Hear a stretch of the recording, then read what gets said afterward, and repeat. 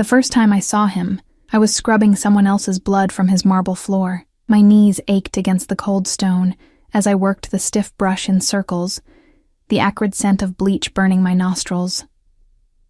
I'd been at it for hours, ever since Mrs. Venuti, the stern-faced housekeeper who'd hired me, pointed at the dark stain and said, "Make it disappear before he returns." She didn't elaborate on who he was or whose blood had spilled across the imported Italian marble. In this line of work, questions were luxuries I couldn't afford.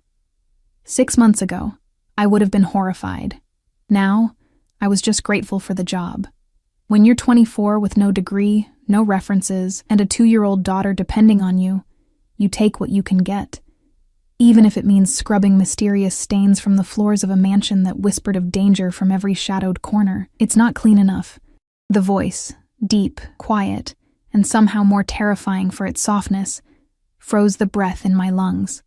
I hadn't heard anyone enter the vast foyer, yet suddenly he was there, looming above me like a dark planet pulling everything into its gravity.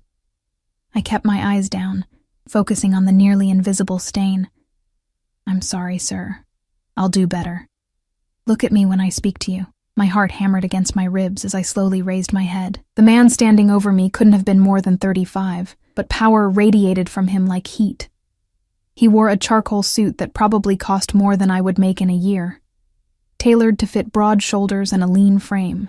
His features were sharp, high cheekbones, straight nose, and full lips pressed into a hard line. But it was his eyes that made my mouth go dry. Dark as espresso, they studied me with the cold calculation of a predator deciding whether prey was worth the chase.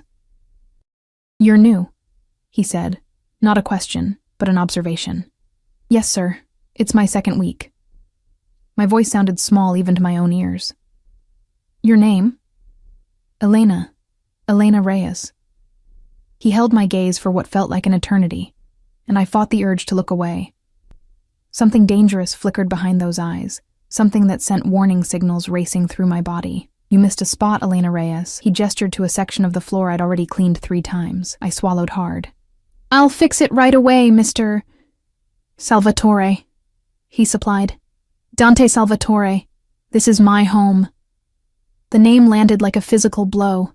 Everyone in the city knew that name, whispered it, feared it. Dante Salvatore, the man who controlled everything from the docks to City Hall with brutal efficiency. They called him the Ghost, not because he was difficult to find, but because those who crossed him simply disappeared. And I was on my knees before him, scrubbing his floors. "The children who live in my properties don't go hungry," he said suddenly, his accent thickening slightly. "Yet your daughter looks thin." Ice flooded my veins. "How do you—" "I know everything about everyone who enters my home." His eyes narrowed slightly. "You live in the Westbrook Apartments, Building C, Unit 312, rent-controlled housing I acquired last month." My mouth went dry.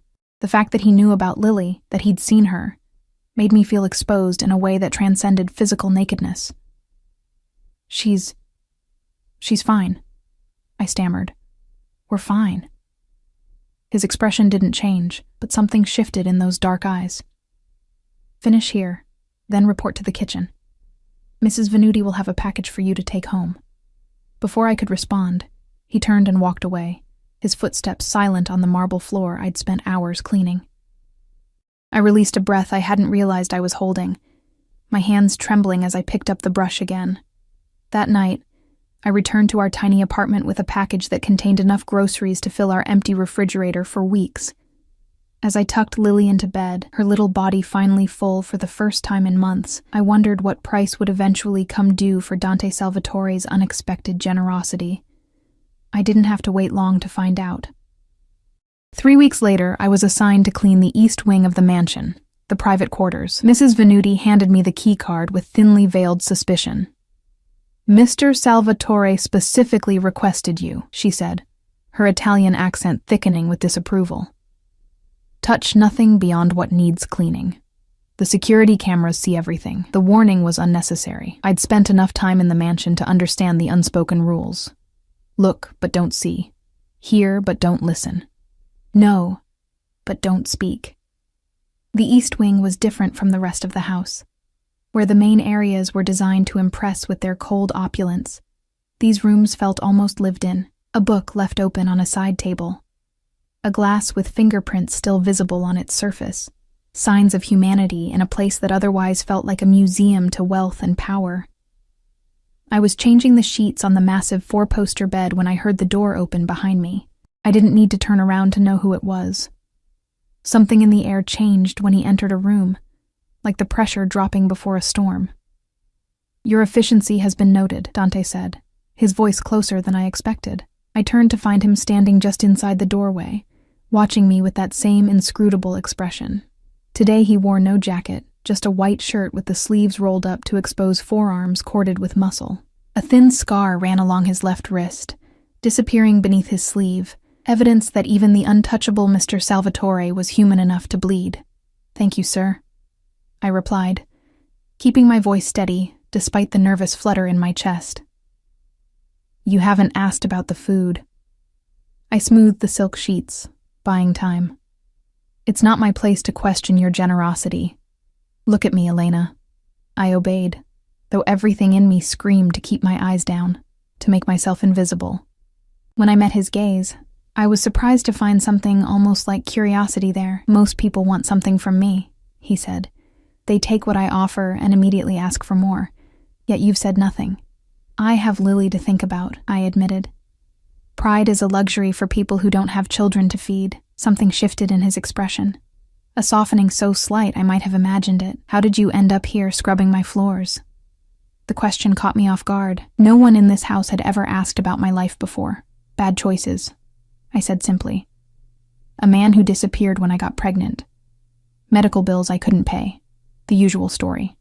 "What happened to your back?" The question hit me like a physical blow. My hand instinctively reached toward my shoulder blade, where I knew the edge of a scar was visible beneath the collar of my uniform. I'd been careful, so careful, to keep them covered. "I don't know what you mean," I lied, heart pounding so hard I was certain he could hear it. In 3 smooth strides, he closed the distance between us. I flinched instinctively, a reaction born from years of experience. His eyes narrowed at my response, cataloging it with cold precision.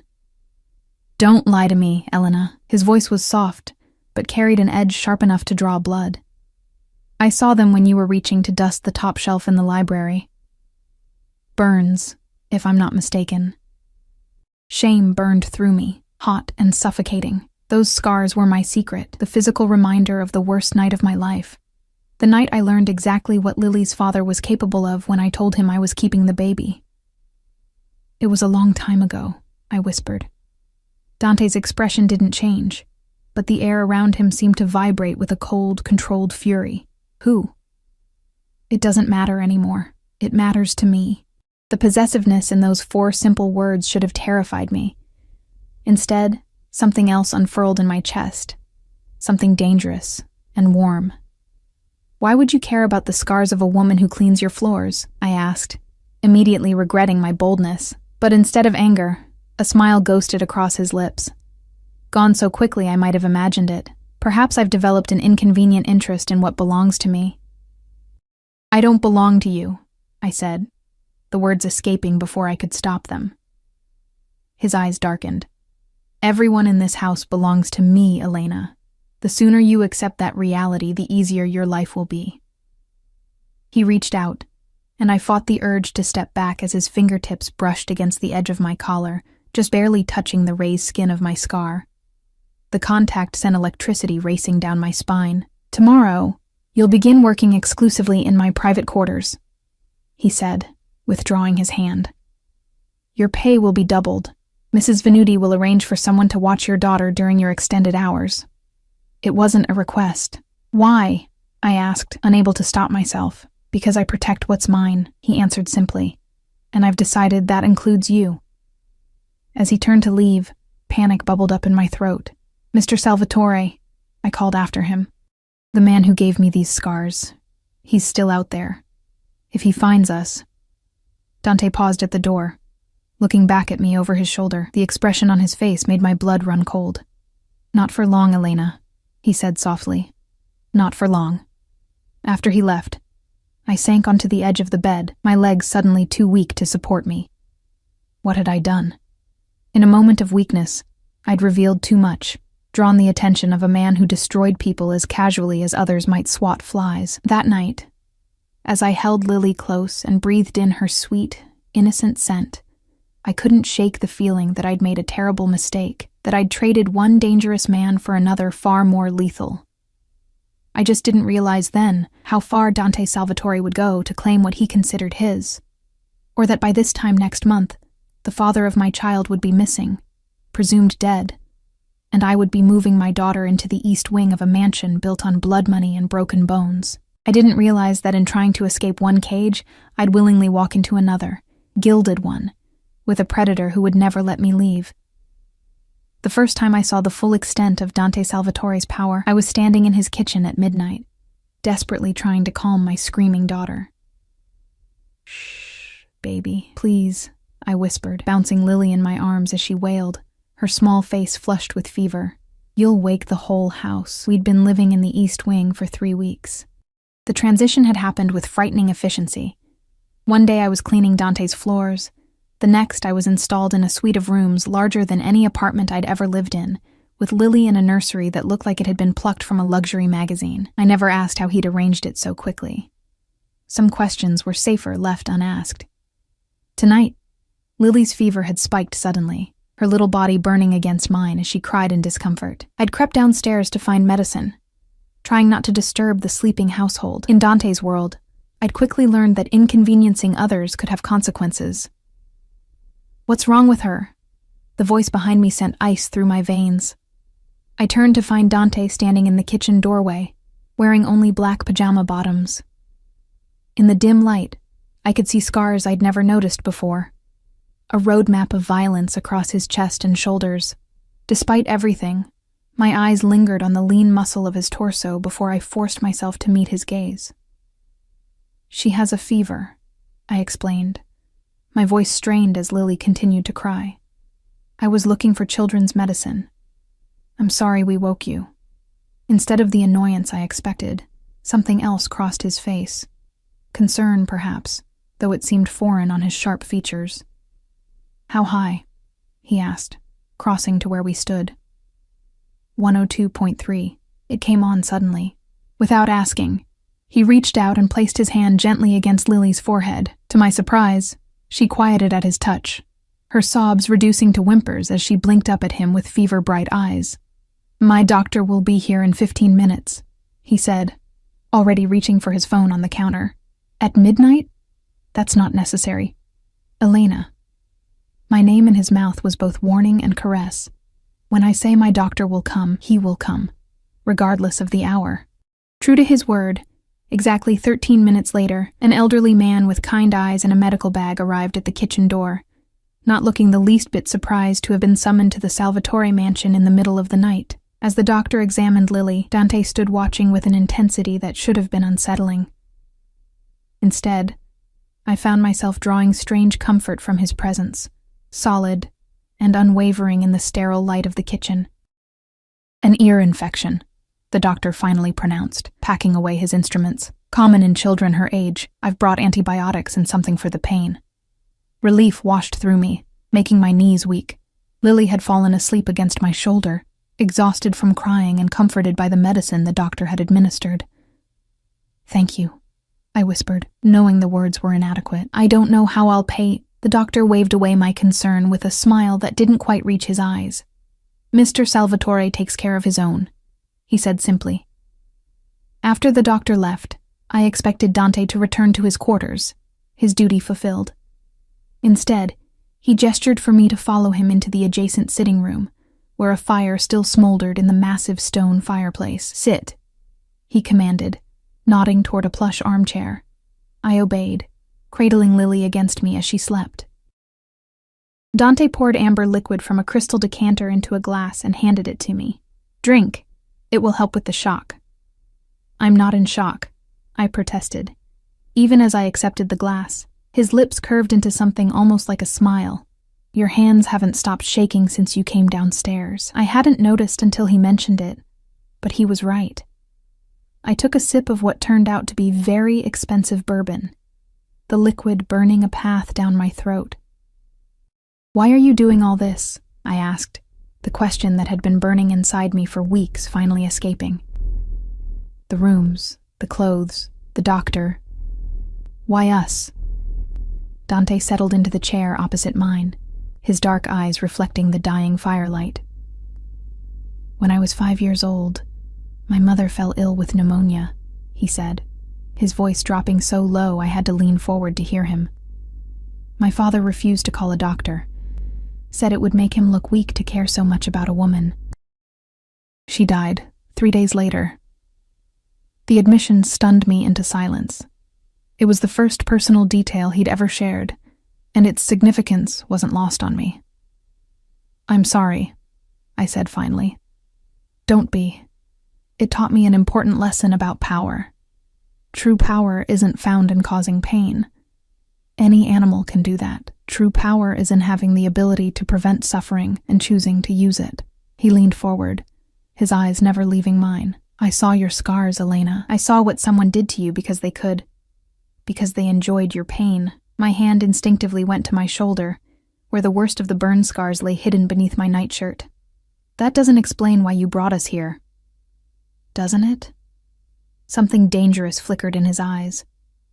"Perhaps I recognized something in you. Something that called to me, or perhaps I simply wanted to show you what it feels like to be protected rather than possessed." The irony of his words wasn't lost on me. Everything about Dante Salvatore screamed possession, from the way his eyes tracked my movements to the way he'd systematically removed every obstacle between us. "What happened to Lily's father?" I asked suddenly, the question that had haunted me for weeks finally finding voice. "After I told you about the scars, he disappeared." That wasn't a coincidence. Dante's expression didn't change, but something cold and deadly settled over him like a second skin. "Do you really want to know?" I thought about the man who had held me down and pressed a heated knife to my skin when I refused to get an abortion, who had threatened to take Lily away if I ever tried to leave him, who had made my life a living hell until I finally escaped with nothing but my daughter and the clothes on our backs. "No," I admitted quietly. "I don't think I do. Smart girl." The approval in his voice sent an inappropriate thrill through me. "But I need to know something else," I continued, emboldened by the bourbon and the strange intimacy of the midnight hour. "What do you want from me, Dante? Really?" His eyes darkened at the sound of his name on my lips, the first time I'd used it instead of Mr. Salvatore.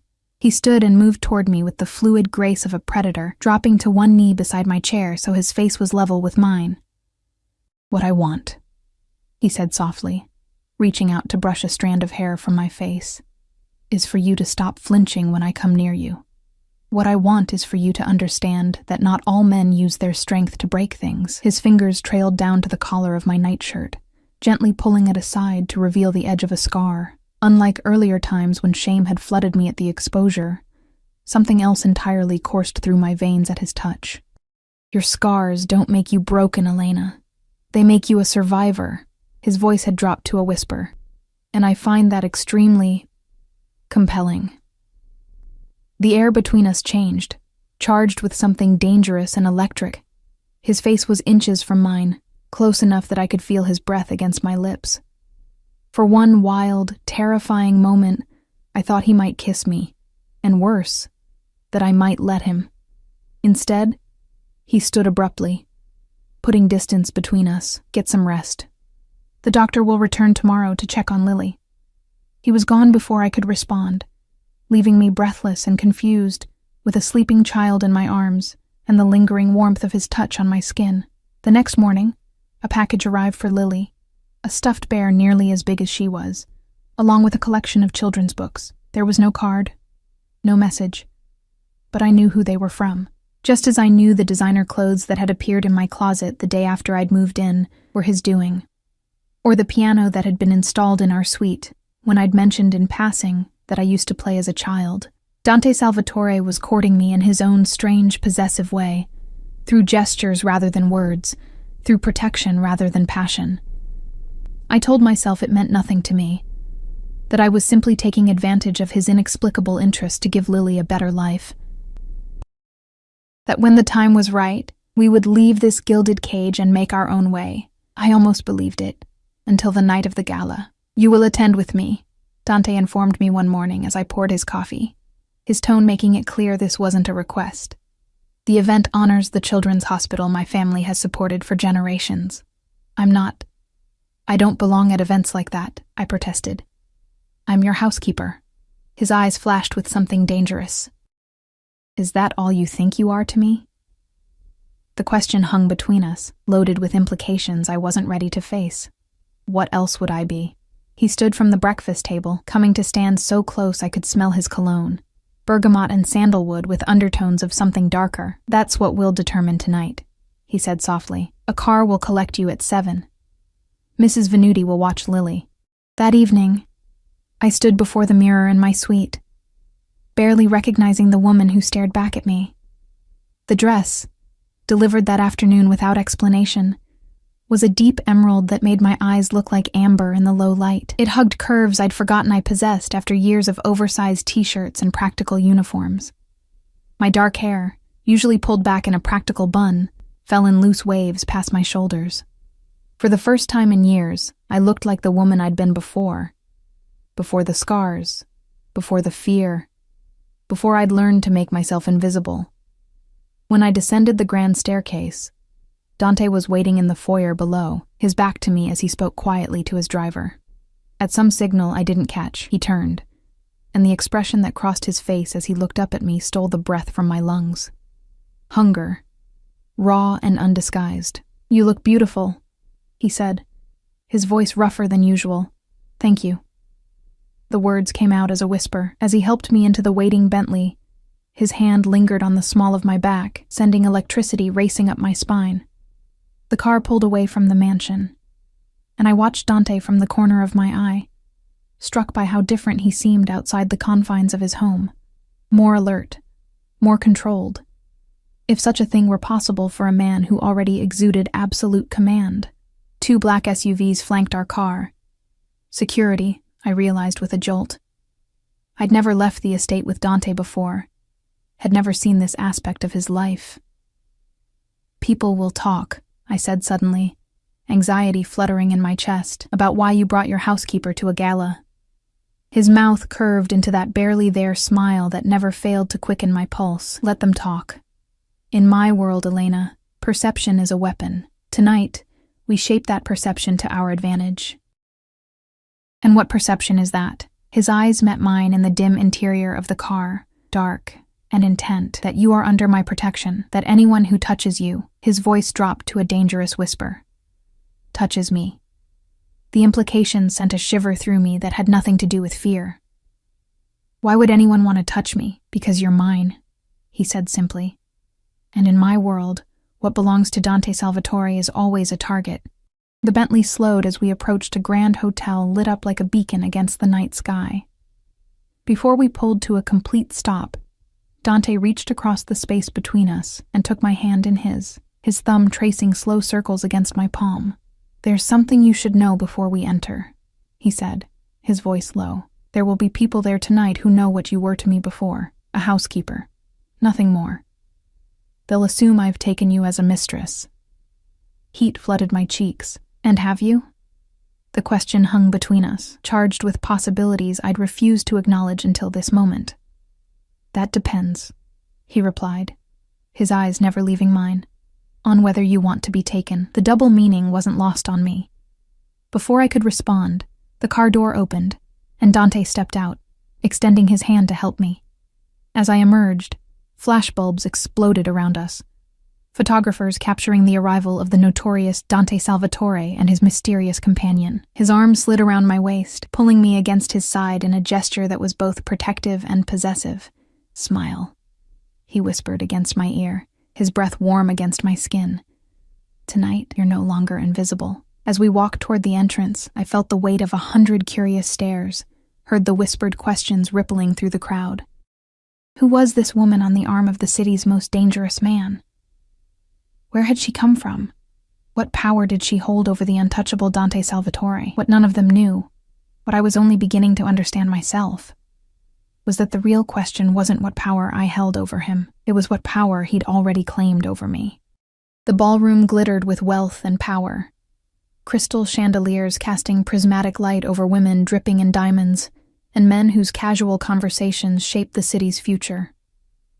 I felt like an imposter in their midst, despite the designer dress and Dante's hand possessively resting at the small of my back. "Stop looking like you're about to flee," Dante murmured, his lips close to my ear as he guided me through the crowd. "You belong here as much as anyone." "We both know that's not true," I whispered back. "I was scrubbing your floors a month ago." His grip tightened slightly, a subtle reminder of his strength. "And tonight you're on my arm, which makes you more powerful than half the people in this room. Remember that."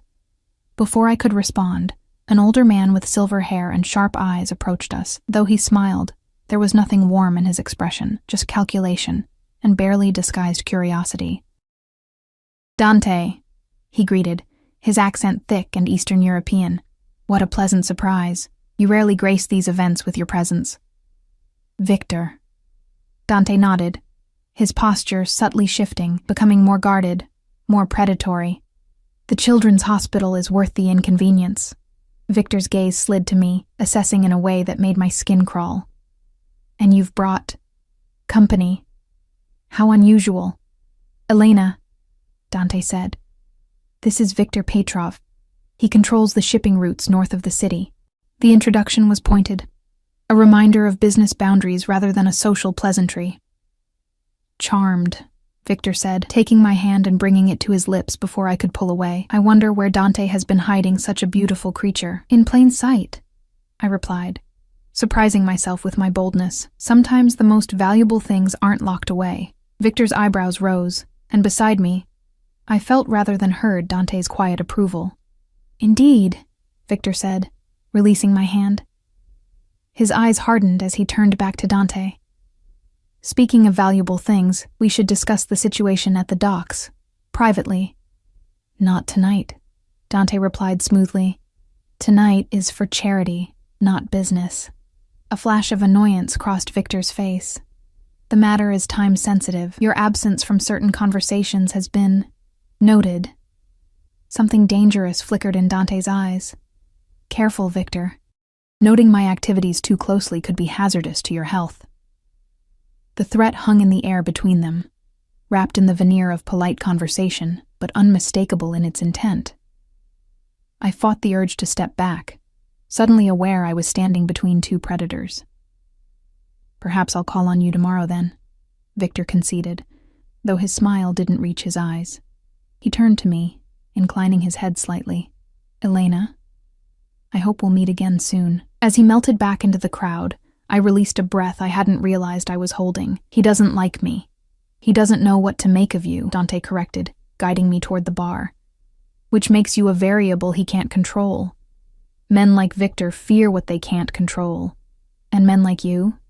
I asked, accepting the champagne flute he handed me. His lips curved slightly. "Men like me eliminate what we can't control, or we possess it so completely that control becomes irrelevant." The word sent a shiver down my spine, a reminder that the man beside me, with his gentle touches and protective gestures, was still the same man who made people disappear without a trace. "Is that what you're doing with me?" I asked, the champagne making me bold. "Possessing me so completely that you don't need to control me?" His eyes darkened as they fixed on mine. "Do you feel controlled, Elena?" The question gave me pause. In the weeks I'd lived under Dante's roof, he'd never once raised his voice to me, never threatened, never demanded. He'd given Lily and me everything we could possibly need or want. The cage he'd built was so beautiful, so comfortable. I sometimes forgot it was a cage at all. I hesitated, searching for the right word. "Protected. There's a difference," he said softly. "Is there?" I challenged. "Protection requires power, the power to keep others away, the power to decide what's best for me. How is that different from control?" Instead of answering, Dante set down his untouched drink and held out his hand. "Dance with me." It wasn't a request, but I took his hand anyway, allowing him to lead me to the center of the ballroom where other couples moved in time to the orchestra's waltz. His arm circled my waist, drawing me against him with a possessiveness that should have frightened me. Instead, I found myself melting into his embrace, my body fitting against his as though designed for that purpose. "Control," he said, his voice low enough that only I could hear, is restriction. It's punishment and reward, action and consequence. Protection. His hand splayed against my lower back, warm through the thin fabric of my dress, is freedom within boundaries, the freedom to live without fear, to grow, to want. And which do you prefer? I asked, my voice barely above a whisper. His eyes held mine, dark and intent. With you? Neither. What then? His grip tightened almost imperceptibly. Devotion. The word hung between us, heavy with meaning I wasn't ready to face. Before I could respond, the music ended, and Dante guided me from the dance floor, his hand never leaving the small of my back. Throughout the evening, I watched him navigate the crowd with the calculated precision of a chess master, charming when necessary, intimidating when useful. Everyone wanted something from him, a moment of his time, a business favor, a political alliance. And through it all, he kept me at his side, a statement I was only beginning to understand. It was well past midnight when we finally left, the Bentley gliding through empty streets as I watched city lights blur past the window. The silence between us was charged with unspoken words, questions I didn't dare ask, answers he wasn't ready to give. When we arrived back at the mansion, Dante walked me to my suite, stopping at the door. "Did Mrs. Venuti say how Lily was tonight?" I asked, suddenly desperate to break the tension between us. "She slept through the evening. No fever." His eyes hadn't left my face since we entered the house. "You should check on her." I nodded, reaching for the doorknob, only to feel his hand close gently around my wrist, stopping me. "Elena." My name in his mouth was both question and command. I turned back to him, heart pounding against my ribs. "Yes, tonight, when Victor looked at you, when they all looked at you, do you know what they saw?" I shook my head slightly. "They saw a woman who holds power over me." His thumb traced slow circles against my pulse point. A woman I would kill for. The admission should have terrified me. Instead, heat pooled low in my stomach, a dangerous want I'd been trying to ignore for weeks. "Is that true?" I whispered. His answer was to lean forward, his lips brushing against my ear. "Go check on your daughter, Elena. We'll finish this conversation another time." Then he was gone, leaving me breathless and confused at my own door. I should have known our fragile peace couldn't last. The warning came 3 days after the gala, delivered in the form of a small ivory envelope addressed to me personally. I was sitting in the garden, watching Lily chase butterflies across the manicured lawn, when Mrs. Venuti appeared with the mail. "This arrived for you," she said, her tone making it clear she disapproved of anyone sending correspondence to me at the Salvatore mansion. The envelope contained a single photograph, me entering the mansion with Lily in my arms, taken from a distance but clear enough to recognize us both. On the back, written in elegant script, were the words, "What would Dante Salvatore do to keep you safe? We're eager to find out." Ice flooded my veins as I stared at the threat in my hands. Someone had been watching us. Someone knew about Lily. Someone was planning to use us against Dante. I should have gone to him immediately. Instead, panic and instinct took over. The same instinct that had kept Lily and me alive when her father had tried to hurt us. I ran. It was almost too easy. Mrs. Venuti had gone inside, and the security guard who usually patrolled the garden had stepped away to take a call. I scooped Lily into my arms, grabbed my purse, and slipped through the gate that led to the service road. A passing taxi took us to the bus station. By the time anyone at the mansion noticed we were gone, we were already crossing the city line, headed for my cousin's house 3 towns over. I knew it was futile. If Dante wanted to find us, he would. But the need to protect Lily overwhelmed rational thought. I had to get her away from the danger I'd unwittingly brought into her life. My cousin Marta asked no questions when we appeared on her doorstep, though her eyes widened at the sight of my designer clothes and the thick roll of cash in my wallet, money I'd been saving from my generous salary. "Just for a few days," I promised. "Until I figure things out." Marta, who'd taken me in once before when I was fleeing Lily's father, simply nodded and showed us to her spare room. That night, after Lily had fallen asleep, I sat by the window watching shadows move across the street. Every passing car made my heart race. Every distant sound could be footsteps approaching, I knew it was only a matter of time. I was right. The black Bentley pulled up outside Marta's modest home at precisely 2:13 a.m. I watched from the window as Dante emerged, his face a mask of cold fury even in the dim streetlight. He was alone, no security, no driver, which somehow made his presence more terrifying. I met him at the door before he could knock, not wanting him to wake the household. "How did you find me?" I asked, though the question was pointless. Dante Salvatore could find anyone he wanted. His eyes were darker than I'd ever seen them, rage and something else, fear simmering just beneath the surface. "You're mine," he said simply, as though that explained everything, and perhaps it did. "We need to leave," I whispered, stepping onto the porch and pulling the door closed behind me. "Someone's watching us. Someone sent a threat. I know," he interrupted, his voice deadly quiet. "Viktor Petrov's men have been following you for days. When you disappeared from the garden, they followed you here. Horror washed over me. You knew about the threats and didn't tell me. I didn't know they'd contact you directly." A muscle ticked in his jaw, a mistake I won't make again. "Dante, you ran!" The accusation cut through the night air between us. "I gave you everything. Safety, security, a future for your daughter, and you ran from me. I ran because I was trying to protect Lily." My voice rose despite my effort to stay quiet. "I ran because being associated with you put a target on her back." Something flashed in his eyes, hurt, quickly masked by anger. "And you think you can protect her better than I can? You think running to your cousin's unguarded home in the middle of the night was protecting her? I think I'm her mother, and it's my job to keep her safe." "From me?" he demanded, stepping closer until I could feel the heat radiating from his body. "From the consequences of being important to you," I corrected, standing my ground despite the thundering of my heart. He was silent for a long moment, his eyes never leaving mine. When he spoke again, his voice had dropped to a dangerous whisper. "Get your daughter, Elena. We're going home." "And if I refuse?" The look he gave me was both tender and terrifying. "Then I'll remind you exactly what it means to belong to Dante Salvatore." Something in his tone sent heat racing through me, a primal response to the raw possession in his words. For a moment, I considered defiance. Imagined telling him that Lily and I would make our own way, that we didn't need his protection or his possessiveness. But the image of the photograph flashed through my mind, the threat implicit in those carefully written words.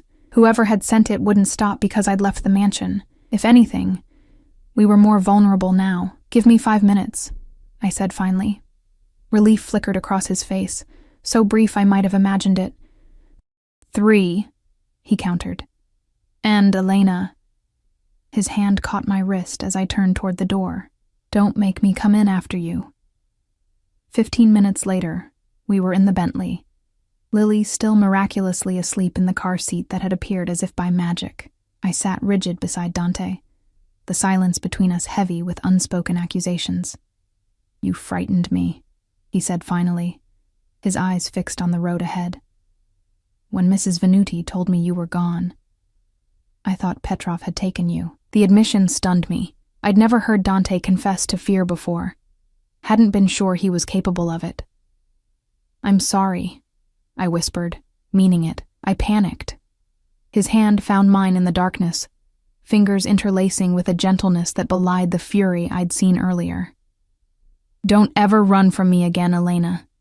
If you're afraid, if you're threatened, if you're uncertain, come to me. Always to me." I knew I should pull my hand away, maintain some semblance of the boundary between us. Instead, I found myself holding on tighter. "What happens now?" I asked. "With Petrov?" Dante's expression hardened, the brief vulnerability vanishing as quickly as it had appeared. "Now I remind Victor why crossing me is a death sentence." The cold certainty in his voice sent a shiver down my spine, a reminder that the man beside me, whose hand held mine with such tenderness, was still capable of unspeakable violence. "Will there be blood on your floors again?" I asked quietly. His eyes met mine briefly, dark and unreadable in the dim light of the car. "Not this time." He squeezed my hand gently. "This time there won't be anything left to clean up."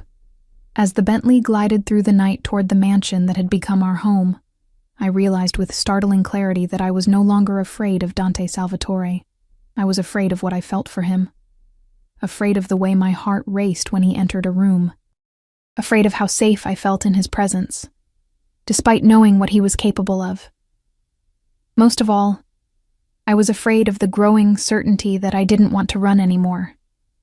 Not from him, not from this life, not from the dangerous, consuming feeling that had taken root in my chest. Because somewhere between scrubbing his floors and sitting beside him in his car, I'd begun to crave the very cage I'd once feared. When we returned to the mansion that night, Dante carried Lily to her bed himself. I watched from the doorway as he laid her down with unexpected gentleness, his large hand smoothing her dark curls from her forehead. "She looks like you," he observed quietly, his eyes tracing her small features. "Everyone says that." I moved to stand beside him, drawn by the tenderness in his expression, a side of him so few people ever saw. "Good." His voice dropped lower. "It means there's nothing of him in her." The simple statement carried such weight. Acknowledgement of the pain in my past and fierce protection of my daughter's future in one breath. After tucking Lily in, Dante led me not to my suite, but to his private study. A room I'd cleaned but never been invited to enter as anything but staff. The space embodied him perfectly. Dark wood, leather-bound books, and floor-to-ceiling windows overlooking the expansive grounds. A crystal decanter of amber liquid sat on a side table, catching the low lamplight. "Drink," he said, pouring 2 glasses and handing one to me. "You need it." I accepted without argument, the events of the day catching up with me as exhaustion settled deep in my bones. The whiskey burned pleasantly down my throat, warming me from the inside. "We need to discuss what happens next," Dante said, watching me over the rim of his glass. "With Petrov?" "With us." The 2 simple words hung in the air between us, charged with possibility. I took another sip of whiskey, buying time to gather my thoughts. "I don't know what you want me to say," I admitted finally. Dante set his glass down and closed the distance between us, taking my face in his hands with a gentleness that belied the strength I knew he possessed. "Say you'll stay," he murmured, his eyes never leaving mine, "not as my housekeeper, not as a woman under my protection, but as mine, Elena." Completely mine. My heart hammered against my ribs, his proximity making it difficult to think clearly. "And what does that mean exactly, to be yours?" "It means no more pretending." His thumb traced the curve of my cheek, sending electricity racing along my skin. "No more separate suites, no more boundaries between us. And Lily? She's been mine since the moment you both crossed my threshold." The possessiveness in his voice should have frightened me. Instead, it ignited something warm and dangerous in the pit of my stomach. "Dante." Whatever I might have said was lost as his mouth claimed mine, the kiss at once gentle and devastating. His lips moved against mine with practiced skill, coaxing rather than demanding, though the barely restrained power behind the gesture was unmistakable. I should have pulled away, should have reminded myself who he was, what he was. Instead, I found myself melting against him, my body betraying every rational thought as my arms wound around his neck. When we finally broke apart, both breathless, his eyes had darkened to obsidian. "Tell me to stop," he whispered, his forehead resting against mine. "Tell me you don't want this, and I'll never touch you again." The choice hung between us, the last semblance of control he was offering me. In that moment, with his taste on my lips and his hands gentle at my waist, there was only one answer I could give. "Don't stop," I breathed, and watched his expression transform with hunger. What followed was a blur of sensation.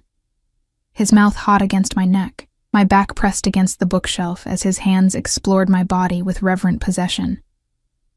When he finally carried me to his bedroom, laying me across sheets that smelled of sandalwood and him, I surrendered completely to the tide of feeling that had been building since the first moment I'd seen him.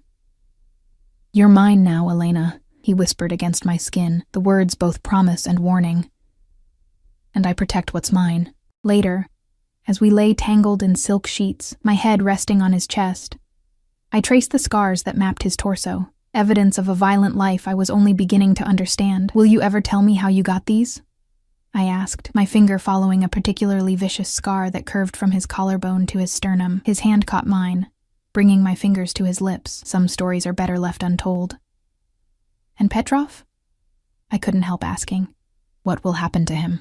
Dante's expression hardened, the lover receding as the dangerous man I'd first met resurfaced. He threatened what belongs to me. There's only one possible outcome for that. A shiver ran through me, not entirely of fear. You'll kill him? I'll destroy him, he corrected. Completely. Irreversibly. His business, his reputation, his life. All of it gone by this time tomorrow. The cold certainty in his voice reminded me of what I'd chosen, of who I'd chosen. Dante Salvatore, who commanded an empire built on blood and power, who could be gentle with my daughter one moment and order a man's execution the next. Does that frighten you? He asked, studying my reaction with those perceptive dark eyes. I considered lying, but he would see through it instantly.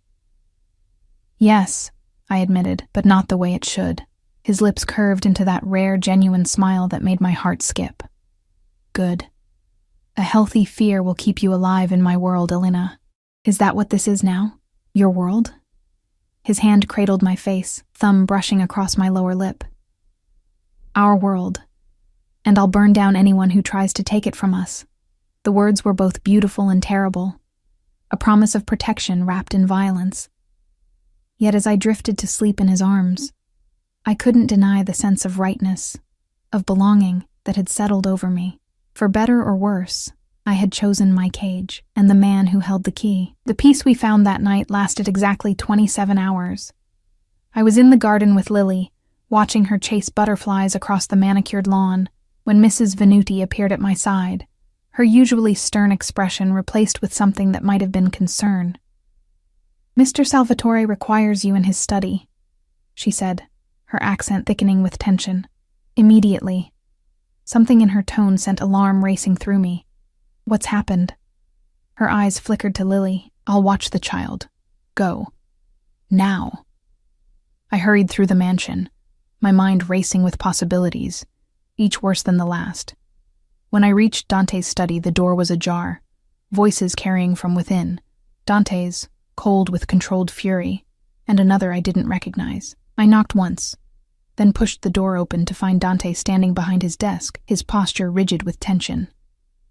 Across from him stood a man in an expensive suit, his back to me. Elena. Dante's eyes met mine, something like warning flashing in their depths. Come in and close the door. As I stepped further into the room, the visitor turned and the floor seemed to drop from beneath my feet. The face that had haunted my nightmares for years. Sharp features, cold blue eyes, cruel mouth, smiled at me with practiced charm. Hello, Elena, said the father of my child. It's been a while. My throat closed, panic stealing my voice as my eyes darted frantically to Dante. This wasn't possible. David was supposed to be gone, disappeared, or worse. Dante had promised me. What are you doing here? I finally managed, hating the tremor in my voice. David's smile widened, revealing perfect white teeth. Is that any way to greet the father of your child? After all this time, Mr. Reed claims he's been searching for you, Dante said, his voice deceptively calm. Only the murderous glint in his eyes betrayed his fury, for the daughter, he says, was stolen from him. Understanding crashed over me like ice water. David hadn't come for me. He'd come for Lily. My hand instinctively went to the scar on my shoulder, the memory of that night burning fresh in my mind.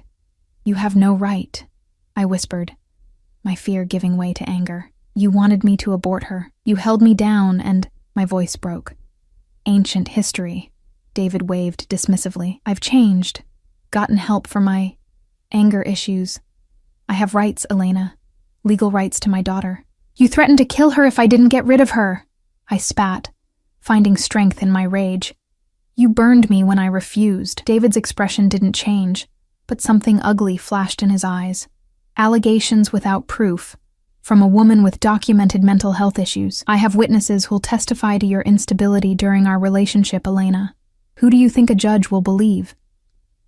Horror washed over me as I realized what he was doing. He didn't care about Lily, had never cared about her. This was about control, about punishing me for escaping him. "That won't happen," Dante interjected, his voice deadly soft. "Elena and Lily are under my protection now." David turned to him with practiced insolence. Yes, the notorious Mr. Salvatore. I've heard all about your arrangement with my former girlfriend. Tell me, how much did you pay for her? She always did have a talent for attaching herself to wealthy men." I saw the exact moment Dante's control snapped, a subtle shift in his posture, a darkening of his eyes that promised violence. Before he could move, I stepped between them, my hand pressing against Dante's chest. "Don't," I pleaded quietly. "Not like this." His eyes met mine, rage warring with the promise he'd made me, to protect us, to keep us safe. With visible effort, he reined in his fury. "You have 10 seconds to leave my property," Dante told David, his voice terrifyingly calm. "Before I forget, my lady asked me for restraint." David's smirk faltered slightly, but he recovered quickly. "I'm not going anywhere without seeing my daughter. I have a court order. A court order that hasn't been served properly," Dante interrupted. "That hasn't been reviewed by my team of attorneys. That will be tied up in legal challenges for years before it ever touches Lily." A flash of uncertainty crossed David's face, quickly replaced by calculated confidence. "You can't keep her from me forever, Salvatore. I have resources too, connections. I know things about your operation that would interest certain federal agents." The threat hung in the air, blatant and dangerous. Dante's expression didn't change, but I felt the tension radiating from him like heat. "Be very careful with your next words," Dante warned softly. "Threats in my house rarely end well for the one making them." David's eyes slid to me, cold and calculating. "I'll see you in court, Elena, and I'll take Lily one way or another. She belongs with her father." He turned to leave, pausing at the door to deliver one final barb. "I always knew you'd end up as some rich man's whore. At least you found one who can afford better security than the last." The door closed behind him, and the control Dante had been maintaining shattered. With a roar of fury, he swept everything from his desk. Crystal decanter, laptop, stacks of papers, sending them crashing to the floor in an explosion of glass and fury. I stood frozen, shock and fear battling within me as I watched the man I'd given myself to transform into something terrifying and primal. This was the Dante Salvatore the outside world knew, the man who destroyed his enemies without mercy or hesitation. "He won't touch her," Dante snarled, his eyes black with rage. "He won't come within 1,000 yards of either of you." "How did he find us?" I whispered, wrapping my arms around myself as tremors began to shake my body. "How did he know where we were?" Dante crossed to me in 3 quick strides, his hands gentle as they framed my face despite the fury still evident in every line of his body. "Petrov," he said grimly. "This is his counter move. He couldn't get to me directly, so he found the one person who could hurt you most." "But how?" "Money," Dante said simply. "Enough money can find anyone, Elena, even a man who disappeared." Cold realization settled over me. "You didn't kill him." It wasn't a question. "When I told you about the scars, about what he did, you didn't kill him." Something like regret flashed across Dante's face. "I had him beaten, warned, paid to stay away from you and Lily forever." His jaw tightened. "A mistake I won't repeat." Fear clutched at my chest, not for myself, but for the man before me. "Dante, no. If anything happens to him now, after he threatened you publicly, came to your house, I don't care." He interrupted, his voice rough with emotion. "I let him live once, and he came back to threaten what's mine. There won't be a second chance." Panic rose within me as I realized what he was planning. "They'll connect it to you. They'll take you away from us." His expression softened slightly as he looked down at me. "No one takes me from what's mine, Elena. Not the police. Not the feds. No one. Please," I whispered, clinging to his shirt. "There has to be another way." For a long moment he studied my face, conflict evident in his eyes. Then, with visible effort, he reined in his rage. 3 days, he said finally. "I'll give my lawyers 3 days to handle this legally, if they can't make him disappear through the courts." His expression hardened. "Then I'll make him disappear my way." Relief flooded me, temporary though it might be. Thank you. His hand stroked my cheek, a gesture at once tender and possessive. Don't thank me yet, Elena. One way or another, the father of your child will be gone from your life by the end of the week. The only question is whether he'll be breathing when he goes. As he pulled me against his chest, his heartbeat strong and steady beneath my ear, I realized with startling clarity that I didn't care which option Dante chose. All that mattered was keeping Lily safe, protecting her from the man who'd threatened her life before she was even born. And if that protection came with blood on Dante Salvatore's hands, I would learn to live with it. Because somehow, between the scars and the fear and the desperate need for safety, I'd fallen in love with the most dangerous man in the city. A man who called me his, who would kill to protect what belonged to him. A man who might lose everything, his freedom, his empire, his life, because of the choice I'd made to stay. I'll take Lily and go, I whispered against his chest. Somewhere he can't find us. You can arrange it. New identities. A new life. Dante pulled back, his expression darkening. You would leave me? To protect you, I insisted. If David disappears after threatening you publicly, they'll come for you, Dante. I can't let that happen because of us. His hand tangled in my hair, tilting my face up to his. No one takes what's mine, he repeated, each word precise and deadly. Not him, not the law, not even you, Elena. The possessiveness in his voice should have frightened me. Instead, it ignited that dangerous warmth in my chest again. The certainty that I belonged to this man, completely and irrevocably. Then we face this together, I said, making my choice once and for all. Whatever comes. His answer was to kiss me, fierce and claiming, as though sealing a pact between us. When he pulled away, his eyes were still dark with rage, but something else burned alongside it now, a devotion as dangerous and consuming as his fury. Together, he agreed, his forehead resting against mine, until the end, whatever that may be. As I stood in his arms, surrounded by the destruction of his rage and the promise of his protection, I knew I'd crossed a final line.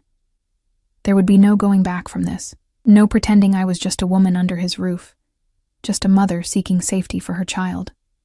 I had become what the whispers at the gala had already named me, Dante Salvatore's woman, the one he would kill for, the one he might die for, and God help me, I wouldn't have it any other way. The next 3 days passed in a haze of tension and waiting. Dante's mansion transformed into a fortress. Additional security posted at every entrance, guards shadowing Lily and me whenever we left our rooms. I barely saw Dante himself, as he disappeared into his study with a rotating cast of men in expensive suits, some lawyers, some clearly not. On the evening of the third day, I put Lily to bed early, exhausted from the constant vigilance. As I sang her favorite lullaby, smoothing her dark curls away from her forehead, a shadow in the doorway caught my attention. Dante stood watching us, his expression softer than I'd seen it since David's visit. He'd loosened his tie, and fatigue lined his face in a way I rarely witnessed, a reminder that even he had limits. She's beautiful when she sleeps, he said quietly as I joined him in the hallway, pulling Lily's door half closed behind me. She's always beautiful, I replied with a tired smile. His hand cupped my cheek, thumb brushing across my cheekbone with surprising tenderness, like her mother. Something in his tone made my heart tighten. What's happened? I asked, suddenly alert. Did the lawyers... Let's go to my study, he interrupted gently. We need to talk. Fear clutched at my chest as I followed him down the hallway. In my experience, nothing good ever followed those 4 words. Dante's study had been restored to its former pristine state. No evidence remained of his explosive rage days earlier. He poured us each a drink without asking, and I accepted mine gratefully, needing the liquid courage. The legal approach has hit a wall, he said without preamble, leaning against his desk rather than sitting behind it. David Reed has powerful backing, money that isn't his, influence he shouldn't possess. Petrov, I whispered, the name tasting bitter on my tongue. Dante nodded, his expression hardening. Victor sees you as my weakness. By supporting Reed's claim to Lily, he hopes to distract me, destabilize my operation. It's a power play, nothing more. And David? The name still burned like acid in my mouth. He wants money. Dante's voice was flat with disgust. He doesn't care about Lily, never did. This is about extortion, pure and simple. Relief and anger warred within me. So, pay him off, make him sign away his rights and disappear for good. Dante's expression darkened. I offered $2 million, more than enough to vanish permanently. He refused. Why? I whispered, though I already knew the answer. Because Petrov has promised him more. Dante set his glass down with controlled precision. And because he wants to hurt you, Elena. Men like Reed, men who burn women and threaten children, they need to dominate, to control. You escaped him once. He won't let it happen again. Cold dread settled in my stomach. What happens now? Dante pushed away from the desk, moving to stand before me. His hands framed my face, gentle despite the violence I knew they were capable of. Now I keep my promise, he said softly.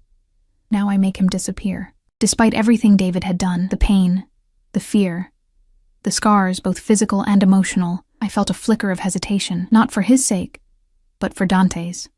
There has to be another way, I said, though I knew there wasn't. The police would need evidence of his abuse, Dante interrupted gently. Evidence that doesn't exist because you never reported it, because you were too afraid, too isolated. Shame burned through me at the reminder of my weakness, how I'd hidden the burns, made excuses for the bruises, kept silent about the threats. It's not your fault, Dante continued, reading my expression with practiced ease. Survivors do what they must, but legally, without documentation, your word against his isn't enough, especially with Petrov's lawyers painting you as unstable. And if you kill him? I asked, my voice barely above a whisper. What happens to us then? Something shifted in Dante's expression. A softening. A vulnerability I rarely glimpsed. I have a confession to make, Elena. He took my hands in his touch uncharacteristically hesitant. I've been planning for this moment since the day you told me about your scars. Confusion furrowed my brow. What do you mean? Reed's disappearance was always inevitable, he explained. From the moment I understood what he'd done to you, what he'd threatened to do to Lily, his fate was sealed. The only variable was timing. Then why wait? I asked. Why give him the chance to find us? Because I needed you to choose me, he said simply. Not just as protection, not just as safety, but as the man you wanted. I needed to know you'd stay when he was gone, that you weren't with me only because you were running from him. The admission stunned me into silence. All this time, I'd believed Dante had spared David out of some misplaced mercy, some attempt to keep his hands clean for my sake. The truth was both simpler and more complex. He'd been waiting for me to give myself to him completely. And now? I asked, my voice unsteady. Now everything is in place, he said, his thumbs tracing circles on the backs of my hands. A hunting accident in the mountains, a body that will never be found, witnesses who'll swear I was here, with you, when it happened.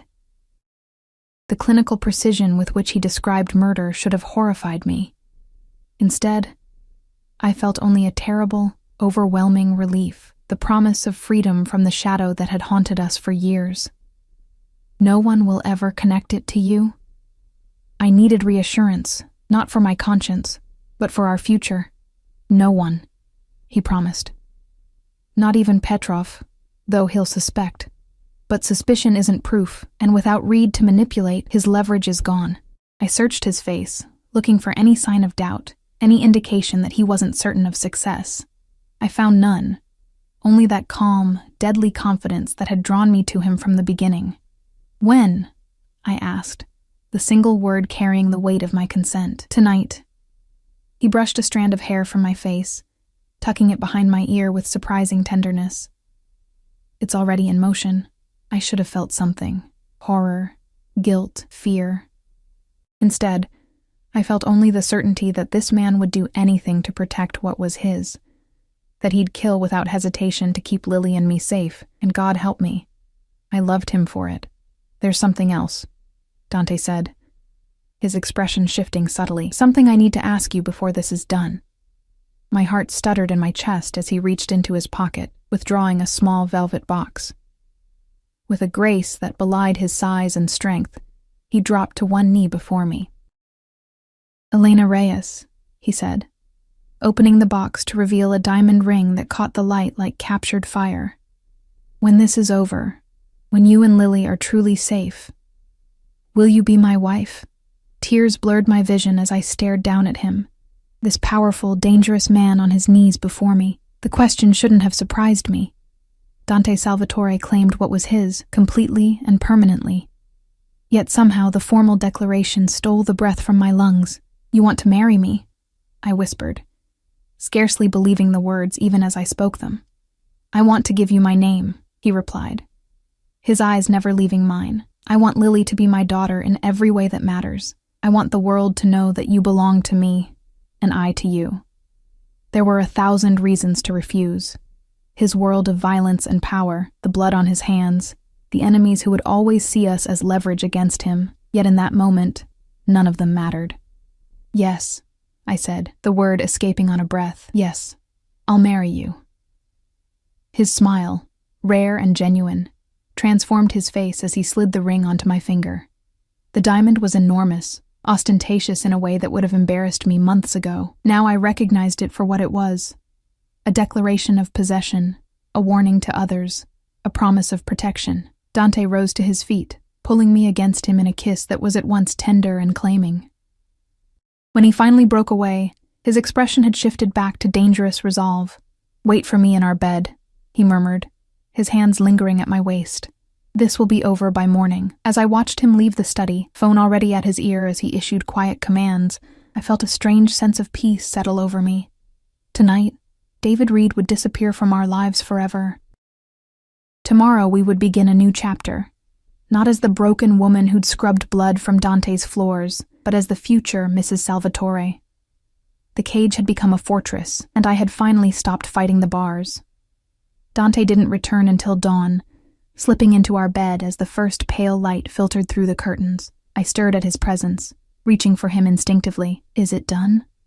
I whispered into the dimness. His arms encircled me, pulling me against the solid warmth of his chest. "It's done," he confirmed, his voice carrying the finality of an executioner's swing. "He won't trouble you or Lily ever again." Relief washed through me, so profound it bordered on physical pain. For the first time since Lily's birth, the shadow of fear that had followed us everywhere was gone.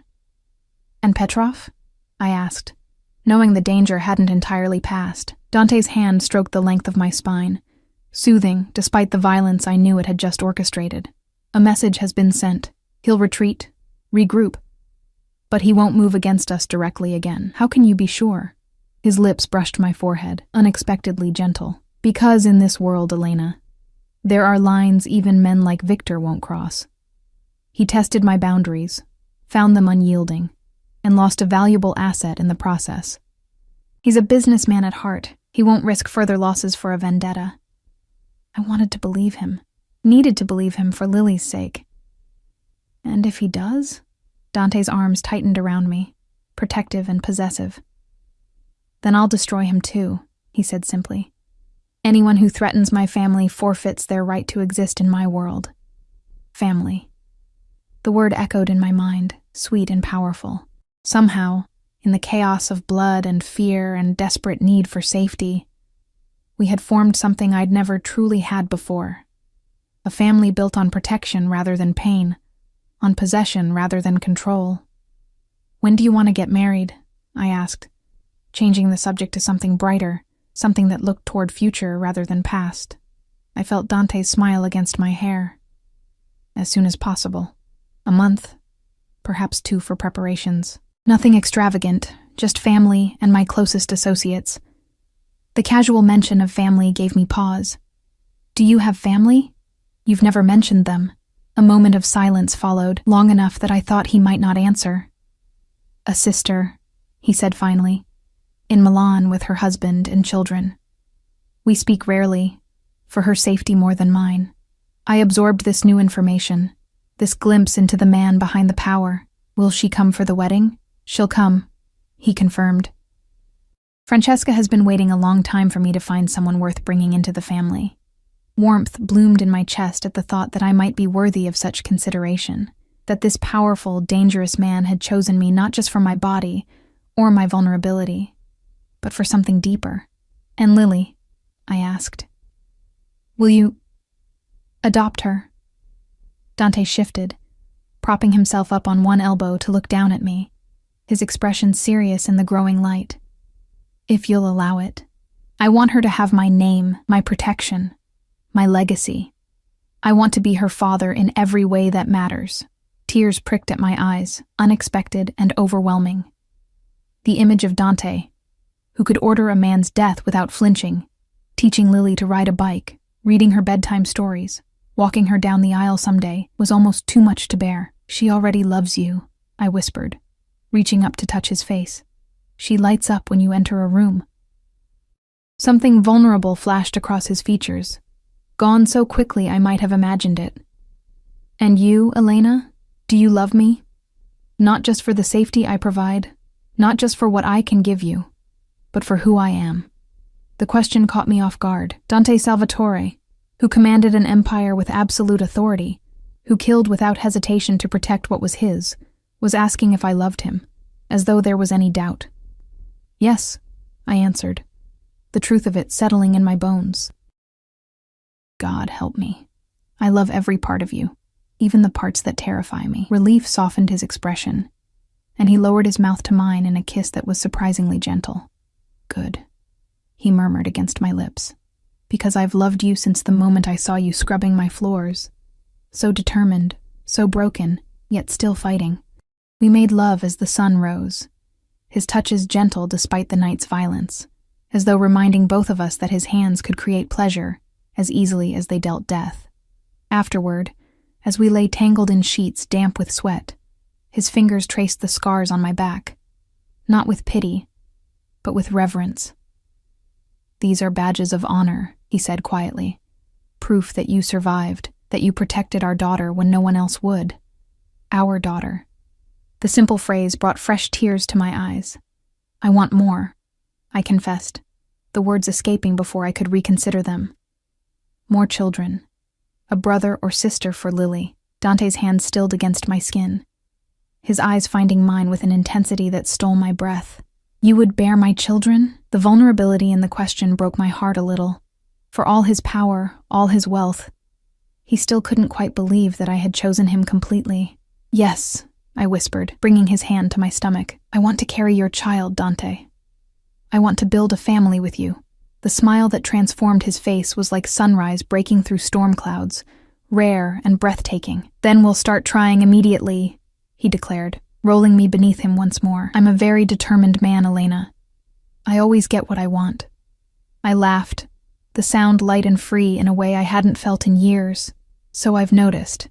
Later that morning, as Dante and I sat at breakfast with Lily babbling happily between us, I caught him watching us with an expression I'd never seen before. Contentment, perhaps, or something close to peace. "What are you thinking?" I asked, reaching across the table to take his hand. His fingers interlaced with mine, strong and steady. "That some men spend their lives accumulating wealth, power, territory, believing these things will fill the emptiness inside them." His eyes met mine, dark and sincere. I was one of those men, until I found something worth more than all of it. "And what's that?" I asked, though I already knew the answer. His gaze moved from me to Lily, then back again, his expression softening in a way few people would ever witness. "A family to protect," he said simply. "A reason to come home." As I looked at him across the breakfast table, this dangerous, complicated man who had killed for us, who would kill again without hesitation if necessary, I realized we had both found what we truly needed. He had found something worth more than power. I had found something better than safety. We had found each other. 6 weeks later, I became Elena Salvatore in a small ceremony overlooking the Mediterranean at Dante's villa in Sicily. Lily, resplendent in a white dress that matched mine, threw flower petals with reckless abandon and called Dante Papa for the first time. That night, as we stood on our private terrace under a canopy of stars, Dante's arms encircled me from behind, his hand splaying possessively across my still flat stomach. "My wife," he murmured against my neck, the words filled with satisfaction. My family. I leaned back against his solid strength, feeling safer and more cherished than I'd ever imagined possible. The scars on my back no longer burned with shame, but spoke of a journey that had led me here, to this man, this life, this unexpected happiness. No regrets? He asked, a rare note of uncertainty in his voice. I turned in his arms, reaching up to frame his face with my hands. None, I promised, meaning it completely. Every scar, every struggle, every moment of fear, they were all leading me to you. His kiss was gentle, reverent, a promise of protection that would never falter, of possession that would never waver. And as the stars shone overhead and the Mediterranean waves crashed against the rocks below, I surrendered completely to the truth I'd been fighting since the first moment I saw him.